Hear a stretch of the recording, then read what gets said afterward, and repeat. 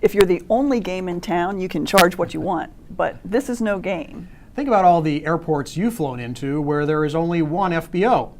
And as hundreds of you have told AOPA, many of those single-source FBOs are holding pilots hostage and charging unfair prices. It's about a few players that have decided to charge what I consider to be unreasonable ramp fees, and maybe almost hold you as hostage unless you pay a bunch of money for a bunch of high-priced fuel, which no longer allows a free market. And I think that's the key fundamental issue here is we're not telling people what the price of fuel should be. We have the choice of buying fuel a lot of places, but I don't believe a public airport should be charging egregious ramp fees to get you to allow you to go from a public runway to a public roadway.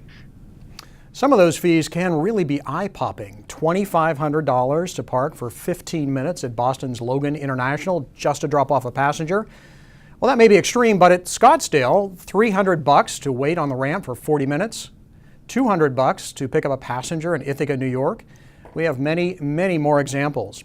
AOPA members complain that most often the locations are signature FBOs, but it's not just signature.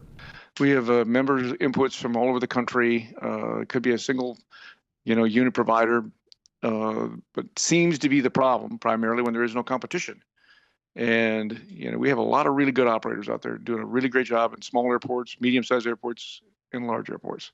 They're good friends of aviators and our members, and great service. But there are a few operators when they seem to be by themselves on the airport and don't have any competition, they take advantage of the situation.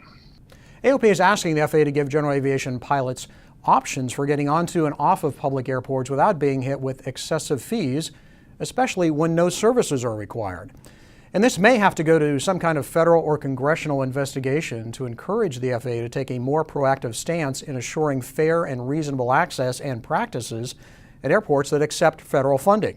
This is going to be a long fight, and it's going to be something we need our members' support on, but we will prevail. It's important that we have a reasonable cost in aviation, where we have operators that are taking advantage of a situation by being a sole provider. We have to stand up to it. So we're looking forward to serving our members and making sure the right thing comes out. This is a complicated issue. Read more about it in my story on our website. You also find there a form to report instances of what you think are overcharges.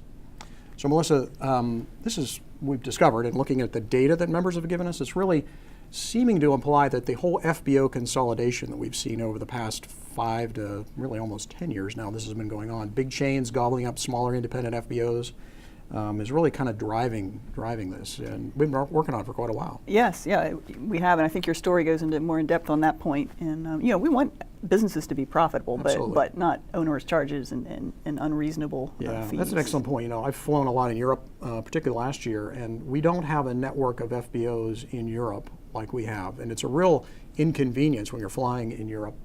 And so we want to maintain the FBOs, facilities that we have. We want them to be profitable, but there is a fine line there between, charging too much and reasonable profits. Exactly. So I'm glad we're tackling this one. It's going to be a tough one. Yeah.